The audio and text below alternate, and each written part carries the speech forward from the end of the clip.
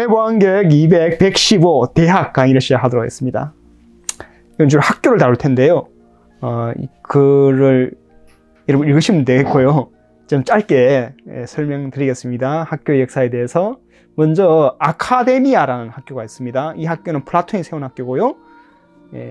아카데미아는 원래 장군 이름입니다. 장군을 기리기 위해서 아테네에 어떤 아카데미아 동산이 있었습니다. 그래서 지명 이름이죠. 어떤 장군.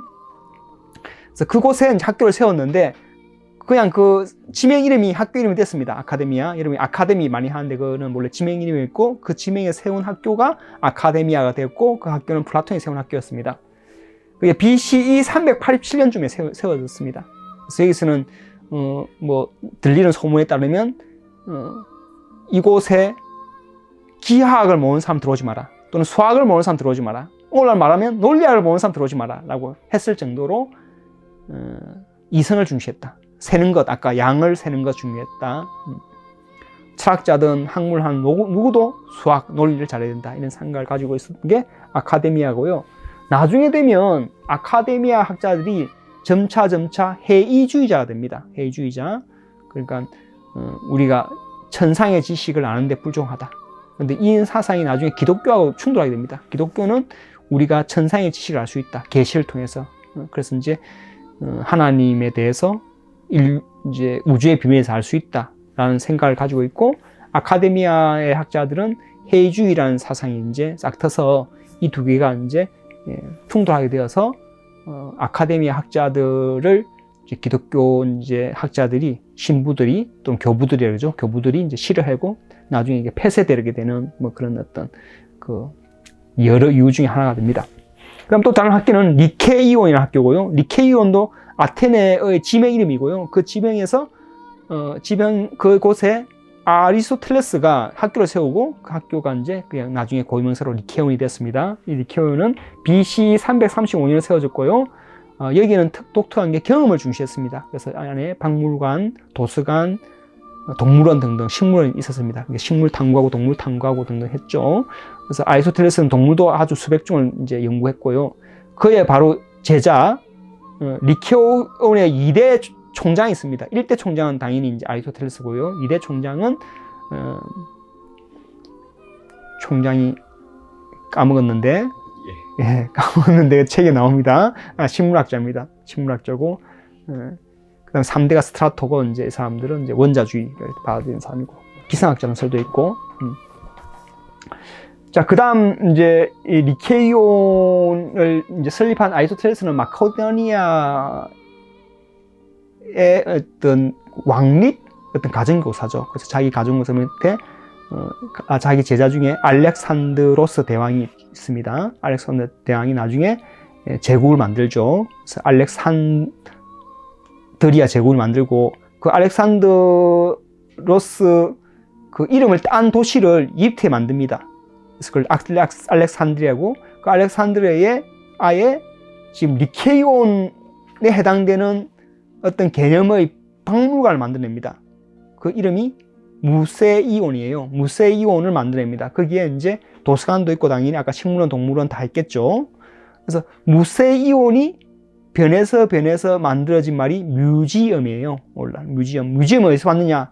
아까 아카데미 이러면 아카데미는 플라톤이 세운 학교에서 나온 거고, 뮤지엄은 지금 그 무세이온이라는 기관에서 왔고, 무세이온은 아까 말했듯이 그 아리스토텔레스가 아테네에 세운 리케온을 본딴, 그런데 그 크기가 엄청난 규모의 어떤 그 학교가 된 거죠. 도서관도 있고 박물관 동안 있는. 그래서 여러 학자들이 모이기 시작합니다.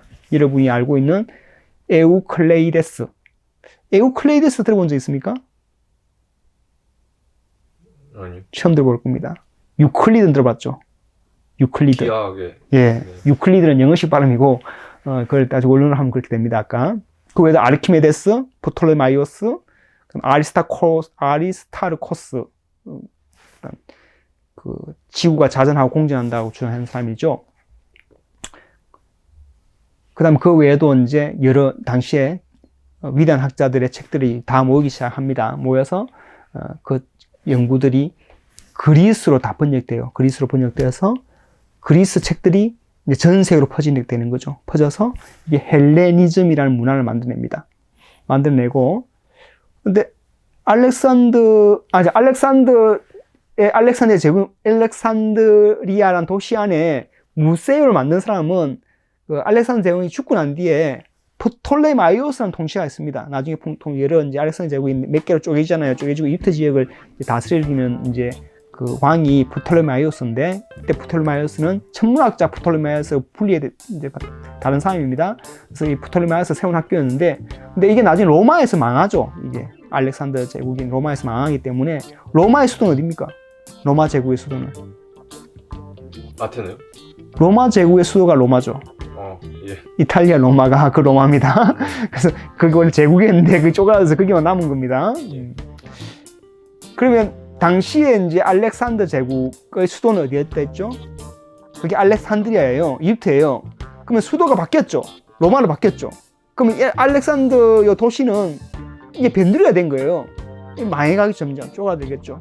그래서 돈벌이도 별로 없고 이제 점점 이제 돈도 안 들어오고 하니까 쪼가들겠죠. 쪼가들면서 여러 어떤 그 로마의 장군이 와서 한 무너뜨리고 한 격파시키고, 기독교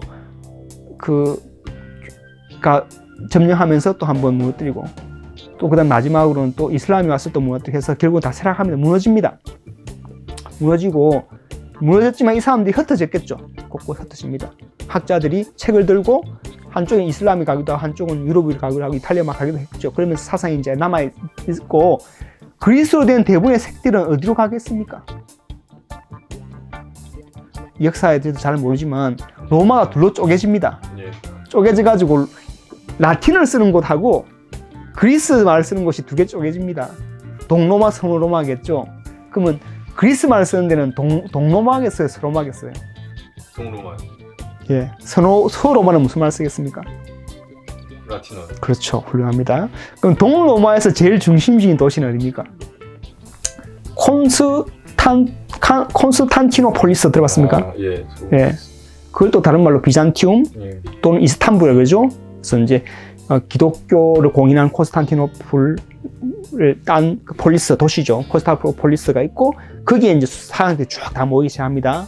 모이기 시작했고, 그리고 이제 기독교가 이제 전 유럽 퍼지니까 각 수도원에 이제 학교들이 생기겠죠. 수도원 안에서 이제 이런 방금 말한 고대 이론, 플라톤과 아리스토텔 이론들이 이제 탐구되는 사람이 몇몇이 남아 있습니다. 남아 통과하고 있고요.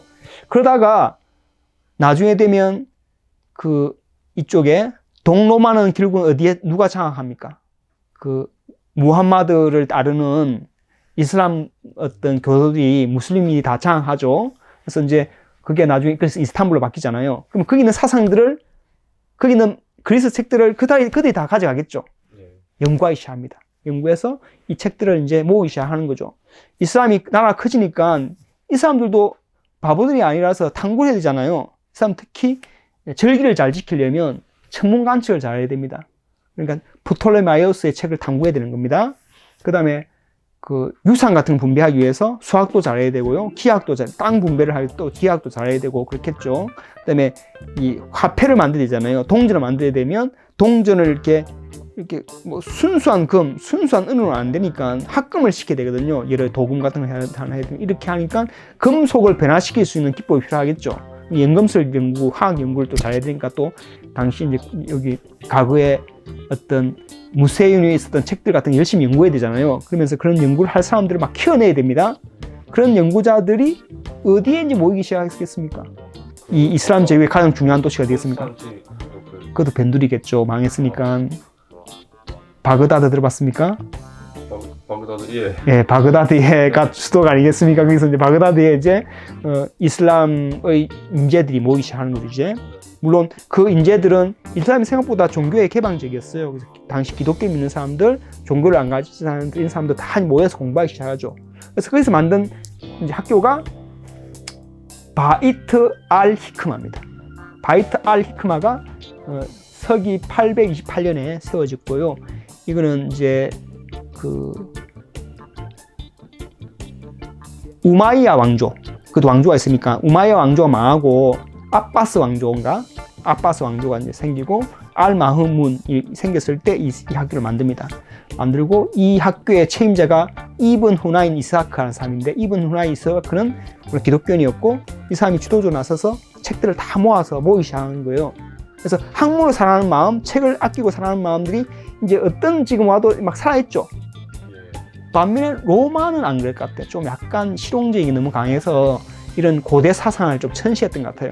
그래서 오히려 지금 그 그리스 사상이 일단 알렉산드라는 데서 무소형이 다 모이고, 이게 그 다음으로 간 게 콘스탄티노폴리스, 그 다음으로 간 게 바그다드예요. 바그다드에서 이제 그 바이트 알 히크마, 뜻은 아까 바이트가 알파 베타 할 때 베트의 바이트예요. 예. 그 기억납니까? 그게 무슨 뜻인지? 그 집. 그렇죠, 집이죠. 집이고 알 히크마는 지혜라는 뜻입니다. 지혜의 집이라는 뜻이죠. 지혜의 집에. 근데 페르시아에서 도서관을 지혜의 집이라고 불렀습니다. 예. 조선에서는 우리 공부하는 곳은 뭐라 불렀죠? 세웅대왕님이? 지편이요. 그래서 지편이죠. 현자들을 모으는 곳이라는 뜻이죠. 참 좋은 말 같아요. 그래서 이제 그 어쨌든 이곳에서 아까 바이트 알 히크마의 원장인 이븐 후나인 이스하크 이런 사람들이 책을 이제 여러 곳에서 막 수입해서 모으기 시작하고, 이걸 번역해야 되겠죠. 예. 원래 그리스 말로 된 걸 번역해야 되겠죠. 아라비아 말로 번역해서 이제 열심히 공부하기 시작합니다. 공부했고, 이 사람들이 북아프리카를 다 점령하죠. 이슬람, 이 무슬림이 북아프리카 점령합니다. 그건 알죠? 모릅니다. 북아프리카를 점령하고 이집트 다 점령하고 그 다음 어디까지 가냐면 스페인까지 갑니다. 예. 바다 바로 건너면 북아프리카의 알제리입니까? 모로코 거기 지나면 바로 이제 건너면 바다만 조금만 건너면 예. 이베리아 반도 되잖아요. 예. 스페인을 점령합니다. 예. 점령해서 그 점령하는데 거기는 아까 우리 왕조 중에 우마이야 왕조 예. 망했는데 그 사람들이 가가지고 새로운 왕조를 세운 거야. 우리도 어떻게 보면 뭐 고구려 망하면 망해서 발해 세우러 나가잖아요. 마찬가지로 이 왕조가 망했는데 우마이야 왕조가 다시 이렇게 스페인에 가서 거기 왕조를 만들어요. 그래서 이제 톨레도 이런 데에다가 뭐 이제 도시 만들고, 거기에다가 이제 또 공부를 하기 위해서 또 책을 모으는 거예요. 책들을 엄청나게 모이기 시작합니다. 주로 무슨 말로 쓰여져 있겠습니다, 그 책은? 라틴어요. 이 사람들이 쓰는 말이 무슨 말이겠죠? 아, 아랍어요? 아랍어겠죠. 아라비아 자기 말로 써야지 뭐 또 네. 갑자기 라틴어 씁니까? 그래서 아라비아로 된 책들을 스페인에 잔뜩 모여 있습니다. 네. 이제 중요한 또 계기가 되겠죠. 이 책들이 스페인까지 왔는 거예요, 이제는. 네. 고대 사상들이, 지금 플라톤과 아리스토텔의 생각들이 담겨 있는 책들이 스페인에 왔습니다, 이제. 코르바, 톨레도 이런 데도 왔어요. 왔는데 이게 나중에 되면 다시 알퐁소 8세인가 10세인가 8세인가 이 사람들이 다시 이제 이 창을 찾습니다. 되찾아가지고 이제 그 다시 유럽 사람들이, 라틴 사람들이, 유럽 사람들이 다시 이제 스페인을 이제 다스리게 되는데, 이 스페인에 남아있는 궁전 중에 알람브라 궁전가 있죠. 예. 스페인에 있죠. 예. 그게 이 사람들이 만든 겁니다. 그 이슬람 사람이 만든 거예요. 그 궁전이.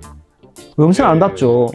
근데 그렇죠. 이제 그 궁전도 있을 뿐만 아니라 책도 남아있겠죠. 책도. 뭐 그 지역인지 모르겠지만 다른 지역에 아까 말한 책들이 있고, 이 책들을 이제는 번역해야 됩니다. 예. 무슨 말로 번역해야 됩니까? 스페인어. 라틴어요? 라틴어겠죠. 스페인어도 있었겠지만 그 학술 용어가 아니기 때문에 라틴어 번역했겠죠. 그럼 열심히 번역하는 사람이 필요하겠죠. 예. 그러면서 대학이 나오게 된 겁니다. 대학이. 이때 그러면 그 아라비아로 되어 있는 책들을 엄청나게 많은 책들이 남았는데, 거기에는 플라톤 책도 있고 아리스토텔레스 책도 있고 프톨레마이 책도 있고, 그 다음에 갈레노스라는 의학자의 책도 있고요. 온갖 책이 다 있는 거예요. 그 다음에 이 아랍의 학자들 중에서 최고의 학자들이 있겠죠. 뭐 플라톤 전공자들도 있고 아리스토텔 전공자 있는 거예요. 그 중에 뭐 아비켄나는 이분 신화인데, 그 다음에 아베로에스 이런 사람들이 있어요. 이분 루시드 이런 사람 다 아랍 사람들. 이 사람들의 책들이 일종의 주석서죠. 플라톤 선생이 이렇게 얘기했어, 아리스토텔 선생이 이렇게 얘기했어, 걸 책들이 거기 다 놓여 있는데, 이 책들을 라틴어로 번역하게 되는 거예요. 이때를 그러니까 12세기쯤 됩니다. 12세기. 그래서 이거를 12세기의 르네상스라고 합니다. 12세기에 고대 생각들이 이제 유럽 사회에 이제 퍼지게 거죠. 그리스로 된 말이 바그다드의 아라비아로 됐고, 이 아라비아 책들이 다시 스페인으로 와서 라틴 말로 번역이 되는 거죠. 이게 12세기입니다. 12세기 르네상스입니다. 이때 번역된 말이 아직까지 남아 있습니다. 알코올, 알코올. 알코올이요? 알코올. 그 알코올이요? 그 알코올이 이 아라비아 말입니다. 아, 아라비아. 나프타 이런 거 아라비아 말. 아라비아 말 라프타요? 나프타. 아, 화장실에 쓰이는 그거요? 그 나프타입니까? 아무튼 나프타. 아, 예. 뭐 엘머니 이런 것도 있고. 그다음에 엘지브라. 대수학인데 네. 다 그런 말들이 음, 그다음에 뭐 알키미, 연금술 이런 것들 다 모두 아라비아 말이고 아라비아 말이 이렇게 아까 그때 그 당시에 번역된 말이고 유럽 사이에 알려진 거고 또 당연히 아라비아 숫자도 인도 아라비아 숫자도 그때 이제 쭉 유럽으로 퍼지게 됐겠죠. 그래서 나름대로 겉으로 보면 전쟁이고 막 점령하고 막 이렇게 종교 전쟁이 보이지만 학자들이 열심히 책을 보존하고 아끼고 모으고 번역하고 옮겨다니면서 사상들이 계속 유지할 수 있었던 거예요. 네. 그리고 유지하면서 학교들이 그런 기록을 한 거죠. 그때 이제 그러면서 이제 대학에 이제 이걸 번역하는 사람이 많이 필요하겠죠. 그래서 네. 대학이 이제 생기게 됐다. 스페인을 중심으로 이제 그 이야기를 하고요. 그 다음에는 이제 대학의 구조에 대해서 이야기할 텐데 이거 이제 한 장만 읽고 마치도록 할게요. 대학은 신학부, 법학부, 의학부를 두었고 바닥을 다지는 교양학부를 두었다. 교양학부에서 말과 글을 다루는 문법, 수사학, 논리학과 전통 수학 과목인 기하학, 산수, 천문학, 음악을 가르쳤다. 교양학부 선생들은 아리스토텔레스의 철학을 가르치면서 철학부라는 이름을 따냈다. 차츰 대학의 철학부와 신학부는 아리스토텔레스 이론을 받아들이는데 함께 손잡았다. 예. 유니버시타스는 조합이라는 뜻이에요. 조합. 조합이요? 예. 노동조합 때 그 조합입니다. 네. 당시에 그 상인 계급들, 그다음에 노동자, 상인 이 사람들이 당시 지금 유럽이 이제 성장 중에 있겠죠. 이제 성장 중에 있기 때문에 그 유럽 사회도 엘리트가 필요하잖아요. 그래서 여러 엘리트가 있겠지만 하나가 당연히 기독교에서 종사하는 성직의 일을 담당하는 사람이 필요하겠죠. 예. 그 신학을 탐구하는 사람이 필요하겠죠. 성경이 이제 하나는 대부분 그리스어로 되어 있겠죠. 당연히 구약 성경은 히브리어로 되어 있겠지만 히브리어 원전이 잘 없기 때문에 아마 70인역이라고 불리는 이제 번역가 있습니다. 그리스어로 된 번역가 있어요. 그 그리스 번역을 보고 신약 성경은 당연히 그리스어로 됐으니까 그리스어를 봤겠죠. 그러면 신학부에서는 그리스 책을 열심히 읽어야 되겠죠. 예. 그리고 신학책만 읽으면 안 되고 이 당시의 최고의 과학인 플라톤과 아리스토텔레스의 사상을 이제 알아야 되잖아요. 그걸 결합시켜야만 더 훌륭한 또 신학적인 주장을 하게 되겠잖아요. 그러니까 이 신학부에서도 그리스 연구를 열심히 할 뿐만 아니라 플라톤과 아리스토텔레스 연구를 많이 해야 되겠죠. 예. 나 법학부도 이제 당연히 이제 정치인도 많이 필요할 거니까 그다음에 판사 하는 사람 다 필요했겠죠. 당시 중세에도 예. 그럼 법을 연구하는 사람이 필요했겠죠. 라틴을 열심히 공부하고 또 법에 대한 연구도 이 법 사상이 이미 플라톤과 아리스토텔레스에 또 있으니까 또 열심히 공부해야 되겠죠. 그다음에 의학부도 갈레노스라는 사람이 있어요. 갈레노스. 이 사람 그리스로 되어 있기 때문에 또 갈레노스 책도 열심히 봐야 되겠죠. 또 갈레노스 또 의학을 공부하려면 더 밑바탕에 되는 또 플라톤 아리스토텔레스 사상을 또 공부해야 되겠죠. 그러니까 이 대학이 한편에서는 필요성이 있지. 신학이란 어떤 종교, 어떤 직종을 갖는 것, 네. 그다음에 법학을 공부해서 또 사회 리더가 되는 것, 정치의 리더가 되는 것, 그다음 의학을 공부해서 치료를 하는 또 리더가 되는 것, 이런 등등의 어떤 그 엘리트 계층이 있겠죠. 예. 이 계층의 공부를 통해서 갈 수 있으면 우리 자식한테 공부를 시켜야 되잖아요. 예. 학교가 없어. 귀족들은 자기들끼리 해야 되는데 학교를 없으니까 이 상인과 학생과 그리스 글 좀 읽는 사람들 있잖아요. 아라비아 글도 읽고 이런 사람들이 모여가지고 조합을 형성했어요. 예. 그 조합을 유니버시타스라고 합니다. 조합을, 노동자. 그러니까 우리끼리 모여가지고 상인은 야, 우리가 돈을 줄 거야. 그리고 이게 우리 자제야. 공부시켜. 그리고 너 선생을 네가 가르치면 되는 거야. 이렇게 해서 만들었어요. 알겠죠? 그래서 만들었는데 그냥 자발적인 일종의 연구 모임 같은 거죠. 근데 이게 나중에 조합을 뜻하는 유니버시타스지만 그게 바로 대학이 된 유니버시티가 된 겁니다. 이렇게 되었고 요 안에 이제 이런 신학부, 법학부, 의학부가 두었고 밑에 이걸 하기 위해 준비 단계로서 있는 게 교양학부입니다. 예. 교양 중에 교양이 모두 7가지가 있습니다. 7가지. 먼저 3가지 교양이, 4가지 교양. 먼저 첫 번째는 고대 그 아테네에서는 교양이 4가지였어요. 보통 수학이라 불리는 게 교양이었습니다. 예. 수학의 뜻이 뭔지 아는가요? 수를 다루는 학문. 그건 우리 한자가 그렇고요. 매스매틱스 할 때 예. 마테마티케 예. 또는 그런 뜻이 뭘까요? 세마다인 것 같습니다. 배우다는 뜻입니다. 예. 그 세마다라고 생각할 것 같아서 물어본 거겠죠. 네, 배우다는 뜻이고 배워서 알 수 있는 어떤 것이란 겁니다. 교양에서 배워서 알 수 있는 어떤 것 그렇게 해서 그게 이제 마세 수학이라 불렸는데 그 메소드도 같은 데서 나온 거예요. 그거는 방법인데 그건 모르겠네요. 잘 모르겠습니다. 그건 어디서 나왔는지. 이렇게 길 같은데 그는 방법길. 근데 어쨌든 당시 수학의 과목이 총 4가지가 있었습니다. 예. 수를 세아리는 산수가 하나고요. 또는 그게 진짜 수학이죠. 산수. 네. 그다음에 수를 다루는 것 중에 딱 멈춰 있는 수가 셈을 하는 거고요. 수가 막 움직여. 네. 그게 음악입니다. 현은 이게 현을 1대2로 잡느냐 3대5로 잡느냐 현이 소리가 다르잖아요. 예. 그러니까 소리에 대한 탕구는 이 현의 비에서 나오는데 그 비가 수가 들어있는데 이 수가 움직이는 수라는 거야. 예. 그래서 음악도 수학의 일종이었습니다. 데카르트가 이 20살 때 쓴 처음 책이 수학이 이 사람이 수학 공부했는데 처음 쓴 책이 음악책이에요. 데카르트도 20대 때 쓴 첫 책이 음악책입니다. 하여튼 음악은 당시 수학의 일종이었다. 그 다음에 땅의 면적을 재는 게 있습니다. 그걸 기하학이라고 그러고요. 영어로 지오메트리인데 지오는 땅이라는 뜻이고 메트리는 재단입니다. 땅을 재는 학문이 있고 근데 땅은 정지해 있잖아요. 예. 뭐 땅이 막 움직여. 그게 뭐겠습니까? 천문학. 그렇죠. 천문학이죠. 움직이는 땅. 그래서 총 4가지 수학이 산수, 음악, 기하학, 천문학 이게 모두 수학인데 이게 교양이었어요. 배워서 하는 학문이었어요. 교양인데 이 교양을 교양학부에서 가르쳤는데 이것 말고 좀 더 필요한 게 있었습니다. 언어에 대한 어떤 훈련을 해야 되겠죠. 그래서 문법 탐구, 그 다음에 논리 연구, 그 다음에 말을 얼마나 잘하느냐, 수사 이런 3과목이 더 붙여집니다. 그래서 총 7가지 교양, 예. 7가지 교양을 가르치는 어떤 준비 단계 또 예학과라고 하죠. 예비학과가 있습니다. 예. 그게 교양학부였는데 교양학부에서 이 모인 사람들이 점점점 다른 학부하고 경쟁을 하게 시작합니다. 예. 다른 학부도 이제 플라톤과 아리스토텔레스 책을 잘 읽어야 되잖아요. 예. 교양학부는 사람들이 플라톤과 아리스토텔레스 저 잘 읽으면 어떻게 됐습니까? 신학부에서 쪽팔리잖아. 신학부도 열심히 하겠죠. 근데 나중에 되면 이 교양학부에 있는 사람들이 더 플라톤과 아리스토텔레스 사상을 더 잘 하게 되는 효과가 생겨서 나중에 야, 너 교양학부가 아니고 너도 별도의 학부다. 그래서 철학부가 생겼습니다. 철학부가 생겼고 바로 이 철학부에서 주는 학위가 철학 박사예요. 예. 철학 박사에서 물리학을 탐구하면 또 철학 박사를 주고 수학을 탐구하면 철학 박사를 주고 뭐 화학을 탐구하면 철학 박사를 주고 이렇게 된 겁니다.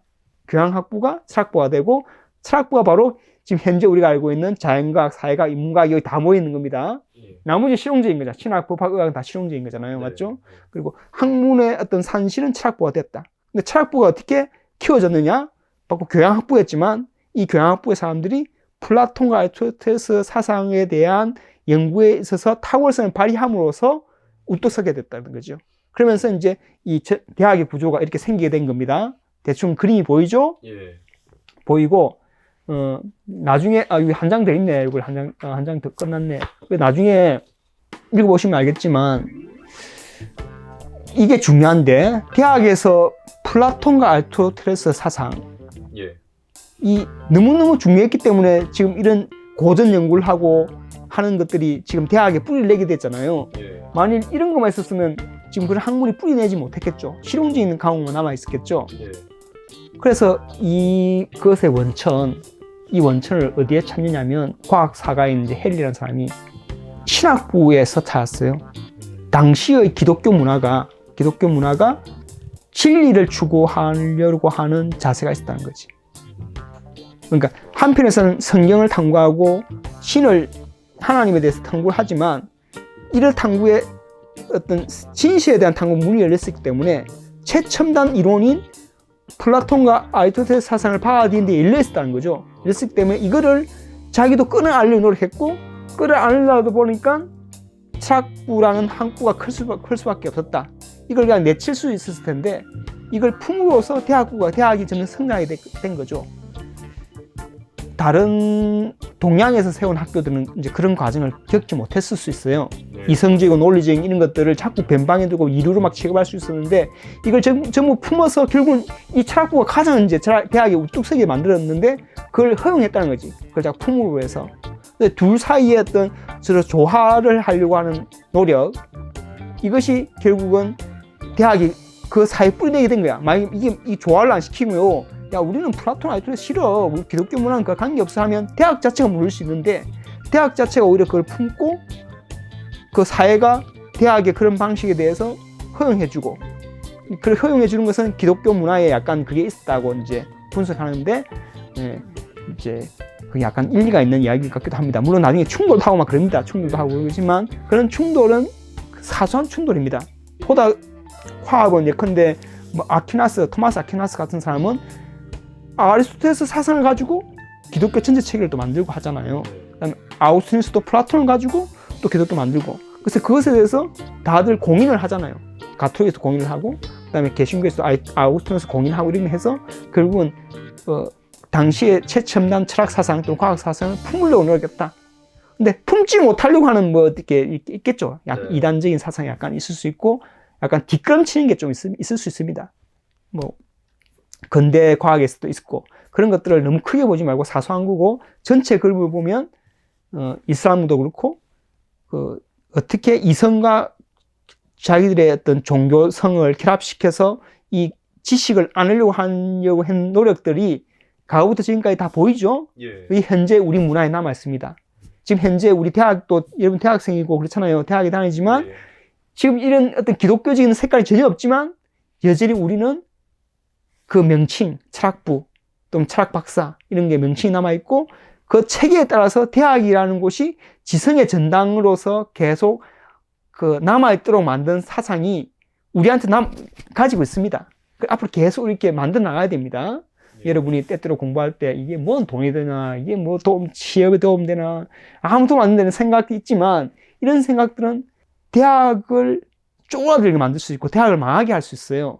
약간 당장은 안 되지만 옛날 처음에 호모 사피엔스가 이 알을 추구하고 이 세상의 비밀을 알려고 했던 그 들뜬 마음 있잖아요. 호기심을 마음, 이게 대학에서 이제 구현됐고, 그 마음을 우리가 계속 지켜나가야만 호모 사피엔스라는 문화가 다시 짐승처럼 이렇게 전락하지 않고,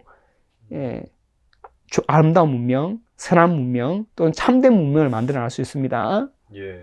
그 점을 명확하게 이제 생각하면서 대학에서 훌륭한 지성이 되어 갔으면 좋겠습니다.